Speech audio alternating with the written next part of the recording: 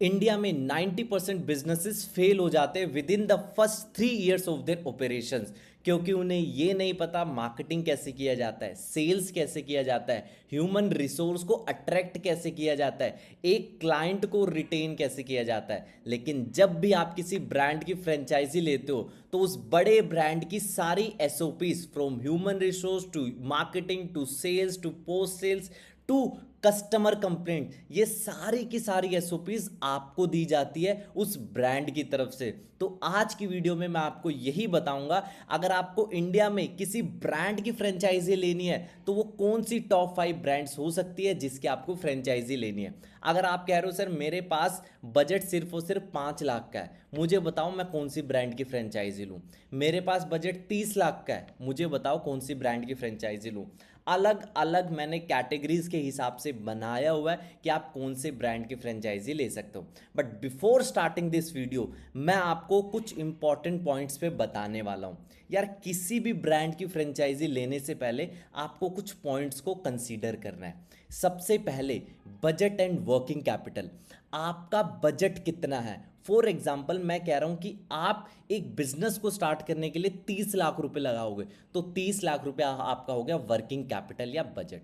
Marketing and sales support, भाई किसी भी ब्रांड की फ्रेंचाइजी लो, छोटी से छोटी ब्रांड या बड़ी से बड़ी ब्रांड, आपको उसकी फ्रेंचाइजी लेने से पहले ये पूछ लेना है यार क्या ये कंपनी मार्केटिंग में इन्वेस्ट करती है, क्या इस कंपनी की सेल्स एसओपीज है। अगर नहीं है तो एकदम दूर भाग जाओ। अगर कोई भी ब्रांड मार्केटिंग में स्पेंड नहीं कर रही है, अपने जिस बंदे ने उसकी फ्रेंचाइजी लिया उसको सपोर्ट नहीं कर रही है, तो उससे अभी दूर भाग जाओ, क्योंकि लॉन्ग टर्म में जिसकी सेल्स नहीं होगी वो सस्टेनेबल नहीं होने वाली फ्रेंचाइजी। इसके बाद post sales and technical services, देखिए अगर मान के चलिए कि किसी कस्टमर ने उस ब्रांड का प्रोडक्ट ले लिया किसी फ्रेंचाइजी के थ्रू, तो क्या वो ब्रांड उस कस्टमर को पोस्ट सेल सर्विसेज प्रोवाइड कर रही है। अगर नहीं कर रही है तो उस ब्रांड से अभी दूर भाग जाओ। कंप्लेंट के लिए क्या उसके लिए उसके पास अलग से डिपार्टमेंट है या नहीं। लोकेशन एनालिसिस, भाई किस जगह पे मुझे क्या खोलना है, अपना अपना स्टोर ओपन करना है, अपना आउटलेट ओपन करना है, इसके लिए उनके पास एक एसओपीज होनी चाहिए, स्टैंडर्ड एसओपीज। ये बेसिक फैक्टर है कि आपके पास बजट कितना है, marketing and sales support brand दे रही है नहीं दे रही है, पोस्ट सेल सपोर्ट कैसा है, कंप्लेंट का कोई डिपार्टमेंट है या नहीं, लोकेशन एनालिसिस, और भी कुछ फैक्टर्स हो सकते थे बट मैंने टॉप 5 फैक्टर्स को यहाँ पे कंसीडर किया। इसके बाद अब हम डायरेक्टली चलते हैं कि आपके बजट के हिसाब से। देखिए अगर आपका बजट 4-5 लाख के अंदर अंदर में है, 3-4-5 लाख के अंदर, तो आप अमूल की फ्रेंचाइजी ले सकते हो। अमूल के छोटे कियोस्क और जो स्मॉल शॉप्स होती है आप वो चीज़ ले सकते हो। ठीक है, यहाँ पे एक छोटे से एरिया की रिक्वायरमेंट होती है। ठीक है, इसके साथ साथ बट एक छोटा सा डिसएडवांटेज ये है, लोग अमूल को जानते हैं दूध के रिलेटेड, तो दूध में आपको पता है दूध के बिजनेस में, डेयरी के बिजनेस में मार्जिन थोड़ा थिन होता है। तो मार्जिन अगर बहुत कम मार्जिन होता है, यहाँ पे वॉल्यूम गेम है आपको भी पता है। ठीक है, तो दूध में कम मार्जिन होता है बट आइसक्रीम्स हो गया या फिर दूसरे डेयरी आइटम्स हो गया, पनीर हो गया, उसमें अच्छे खासे मार्जिन होते हैं। जैसे आइसक्रीम में 20-20% तक मार्जिन होता है। तो अगर आपका कम बजट है, ठीक है, तो आप कोई ऐसे ब्रांड के साथ जुड़ना चाहते हो लॉन्ग टर्म में, तो definitely Amul is the best option for you. ठीक है, बट मैं पहले ही बता देता हूँ ज़्यादातर लोग आपके पास अमूल के दूध के लिए आएंगे और उसमें मार्जिन थिन होता है। तो अगर आपको ज़्यादा मार्जिन चाहिए और तो आप अमूल से हटके कोई दूसरी ब्रांड की फ्रेंचाइजी लीजिए।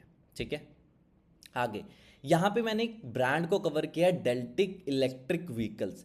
देखिए आज के टाइम में ईवी का मार्केट बहुत बूम कर रहा है। आपने एथर, ओला, टीवीएस ने भी अपना आईक्यूब निकाल दिया, हीरो के भी अपने प्रोडक्ट्स आ रहे हैं जो कि ईवी सेगमेंट में है। ईवी ब्रांड की अगर आप फ्रेंचाइजी लेते हो डेफिनेटली आपको लॉन्ग टर्म में बहुत अच्छी ग्रोथ देगा। देखिए डेल्टी की मैंने क्यों कंसीडर किया, मैं यहाँ पे टीवीएस भी कर सकता था, एथर भी कर सकता था, मैं यहाँ पे कोई दूसरी ब्रांड भी कर सकता था, बट बेसिकली क्या है डेल्टी को कंसीडर करने का है कि यहाँ पे सिर्फ 10 से 12 लाख में ही आपका आपका क्या चालू हो जाएगा, आपका बिजनेस स्टार्ट हो जाएगा। 10 लाख में अगर आपको कोई ऑटोमोबाइल में कोई कंपनी मिल रही है तो डेफिनेटली आपको कंसीडर करनी चाहिए। बट आज के टाइम में ईवी में बहुत सारी कंपनीज आ चुकी है, छोटी मोटी कंपनीज आ चुकी है, जो कि आपको 3 4 5 लाख में भी क्या दे देगी, आपको डीलरशिप दे देगी, फ्रेंचाइजी दे देगी। उनको मैंने इसीलिए कंसीडर नहीं किया क्योंकि डेल्टिक एक शेयर मार्केट में लिस्टेड कंपनी है।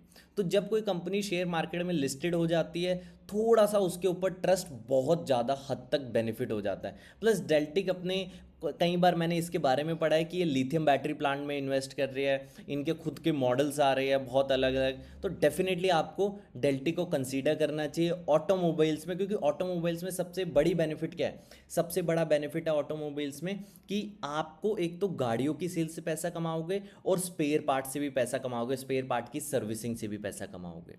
और डेल्टिक का मैंने जो पढ़ा है इसके बारे में कि मार्केटिंग सपोर्ट अच्छा है, स्पेयर जो यहाँ पे इनके टेक्नीशियन होते हैं डेल्टिक के, जो ब्रांड के अंदर सर्विस इंजीनियर होते हैं, रेगुलरली ये फ्रेंचाइजी और डीलरशिप के पास जाते हैं और उनको वहाँ पे ट्रेनिंग प्रोवाइड करते हैं, टेक्निकल ट्रेनिंग्स होगी या फिर बेस अलग अलग तरह की ट्रेनिंग्स होगी। मैंने इसके वारंटी क्लेम पढ़े हैं, बहुत अच्छे वारंटी क्लेम है। कई बार ब्रांड ने ऐसे ऐसे केसेस में वारंटी क्लेम्स दिए हुए हैं जब कस्टमर को नहीं मिलने वाला होता है। तो ब्रांड ब्रांड सबसे ज़्यादा सोच रही है अपने कस्टमर्स के बारे में, ना कि फ्रेंचाइजी। देखिए, अगर ब्रांड ये सोचते रहेगी यार मुझे ज़्यादा से ज़्यादा फ्रेंचाइजी को ऑनबोर्ड करना है, ज़्यादा से ज़्यादा डीलरशिप को ऑनबोर्ड करना है, तो आपको उस ब्रांड से दूर भागना चाहिए। लेकिन अगर ब्रांड का फोकस है मुझे अच्छे प्रोडक्ट्स निकालने हैं, अगर ब्रांड का फोकस है कि मुझे अच्छे कस्टमर को सपोर्ट देना है, तो डेफिनेटली वो ब्रांड लॉन्ग टर्म में सस्टेनेबल होने वाली है। डेल्टी को आप कंसीडर कर सकते हो अगर आपको इलेक्ट्रिक 2 व्हीलर में जाना है या फिर इलेक्ट्रिक 3 व्हीलर में जाना है। देखिए, इसके ई रिक्शा भी है, ई रिक्शा की डीलरशिप आप अंडर 7 लाख में कर सकते हो। स्कूटर की डीलरशिप 10 से 11 लाख जो मैं पढ़ रहा था इसमें आपको मिल जाएगी। तो डेफिनेटली ऑटोमोबाइल्स बेस्ट इंडस्ट्री है, आपको यहाँ पे कंसीडर करना चाहिए। इसके बाद मैं आपको लेंस कार्ट को कंसीडर करने को कहूँगा। देखिए, अगर आपको कुछ भी कन्फ्यूज़न हो रहा हो, अगर आपको सपोर्ट चाहिए होगा कि मुझे अभी भी कन्फ्यूज़न है कि मुझे कौन सी इंडस्ट्री में जाना चाहिए, आपको मेरा नंबर मिल जाएगा इजीली, आप हमारी टीम को अप्रोच कर सकते हो, हम लोग आपको गाइड कर देंगे कि आपको किस इंडस्ट्री में जाना चाहिए। ठीक है, अब बात करते हैं लेंस कार्ट की। देखिए, लेंस कार्ट में आप 25 लाख के अंदर अंदर क्या कर सकते हो, अपना बिजनेस स्टार्ट कर सकते हो। अच्छा, मैंने आपको यहाँ पर ये नहीं बताया कि डेल्टिक इलेक्ट्रिक व्हीकल जो ये कंपनी है इसमें प्रोडक्ट्स पे कितना मार्जिन है। 15% तक का, 15 से 18% तक का यहाँ पे आपको स्कूटर्स पे मार्जिन मिल जाएगा। तो अच्छे खासे प्रोडक्ट्स हैं इनके पास, नॉन आरटीओ और आरटीओ दोनों तरह के प्रोडक्ट्स हैं। अगर आप Tier 2 सेगमेंट में जाओगे, बिहार झारखंड, तो वहाँ पे डेल्टिक का नाम बहुत हद तक उभर के आता है। 25 स्टेट्स में इसकी प्रेजेंस है, तो अच्छी ब्रांड है, डेफिनेटली आपको कंसीडर करनी चाहिए, आप इनसे कांटेक्ट कर सकते हो। अब बात करते हैं लेंस कार्ट। लेंस कार्ट भी बहुत जाना माना नाम है। अंडर 25 लाख के अंदर आप एक बिजनेस को स्टार्ट कर सकते हो। यहाँ पर आपको 25 से 30% का नेट मार्जिन मिल रहा है, तो अच्छा खासा यहाँ पे मार्जिन है, स्पेस भी कम रिक्वायर्ड है। तो डेफिनेटली आपको यहाँ पे कंसीडर करना चाहिए लेंस कार्ट जैसी ब्रांड को। ठीक है, अब बात करते हैं वाओ मोमो। ये भी बहुत अच्छी QSR बेस्ड है। अगर आपको 35 से 40 लाख में अगर आपका कोई बिजनेस स्टार्ट हो रहा है तो डेफिनेटली आपको इसको कंसीडर करना चाहिए। 10 से 25% का यहाँ पे अलग अलग प्रोडक्ट्स पे अलग अलग मार्जिन है, तो अच्छा खासा डिसेंट मार्जिन है।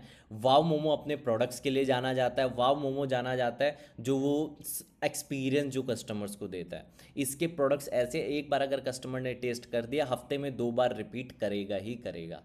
डेफिनेटली आपने भी वाओ मोमो को कंसीडर किया ही होगा। 50 लाख के अंदर बेस्ट अगर मैं आपको कोई कहूँगा तो वाओ मोमो डेफिनेट आपको कंसीडर करना चाहिए।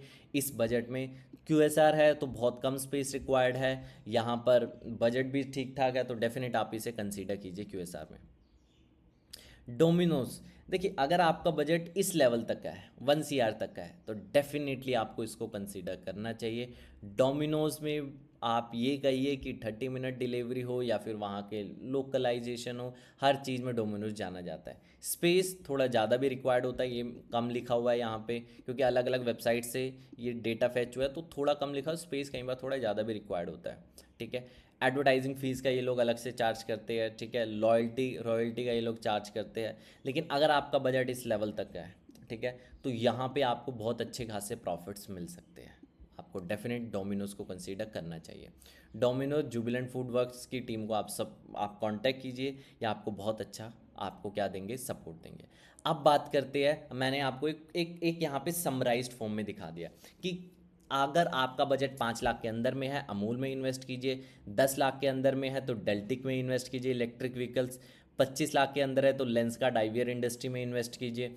50 लाख है तो वाव मोमो में इन्वेस्ट कीजिए। और 1 करोड़ है तो आप कहाँ पे इन्वेस्ट कीजिए, डोमिनोज F&B स्पेस में।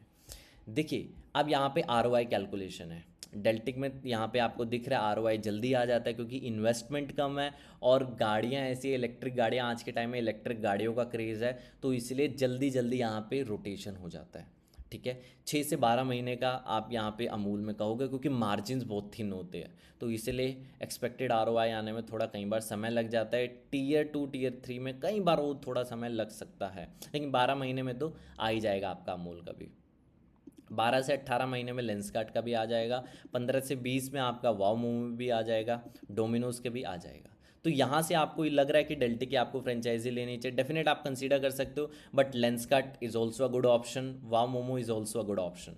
तो आप कंसीडर कीजिए। देखिए आपको ना और भी चीज़ें कंसीडर करनी है। अगर आप इलेक्ट्रिक व्हीकल इंडस्ट्री में जाते हो तो यहाँ पे स्पेयर्स और सर्विस से पैसा कमा सकते हो। लेंसकार्ट में भी आप कस्टमर को अपसेल करके तो आप कमा ही सकते हो। आप कस्टमर को कहिए, ये देखिए अगर आप अपसेल काइंड ऑफ कैसे काम करेगा, अगर आप फॉर एग्जांपल कोई नॉर्मल चश्मे के लिए आया है, नंबर के चश्मे के लिए आया है, आप उसे सनग्लासेस ऑफर कर सकते हो। अपसेल का भी यहाँ पे बहुत अच्छा ऑप्शंस है। ठीक है, वाव मोमो में सबसे खास बात यह है कस्टमर रिपीट बहुत यहाँ पे तगड़ा है। ठीक है, डोमिनोज में भी कस्टमर रिपीट बहुत तगड़ा, बट थोड़ा इन्वेस्टमेंट वहाँ पे ज़्यादा हो जाता है। तो आप अपने हिसाब से आप कंसीडर कीजिए। ऑटोमोबाइल का इस पे एक्सपीरियंस है, डेफिनेट ऑटोमोबाइल में जाओ। आईवीआर का एक्सपीरियंस है, लेंसकार्ट को कंसीडर करो। अगर आपको कुछ एक डिटेल कुछ सपोर्ट की रिक्वायर्ड होगी, डेफिनेट आप हमारी टीम से कांटेक्ट कीजिए, बट जो सीरियस पर्सन है वही कांटेक्ट कीजिए ताकि हम भी आपको सही तरीके से गाइड कर पाए और जो रिस्पेक्टेड ब्रांड्स है उनसे हम आपको कनेक्ट कर पाए। तो अगर आपको सीरियस हो फ्रेंचाइजी लेने के बारे में, तभी आप इस नंबर पर कॉल कीजिएगा।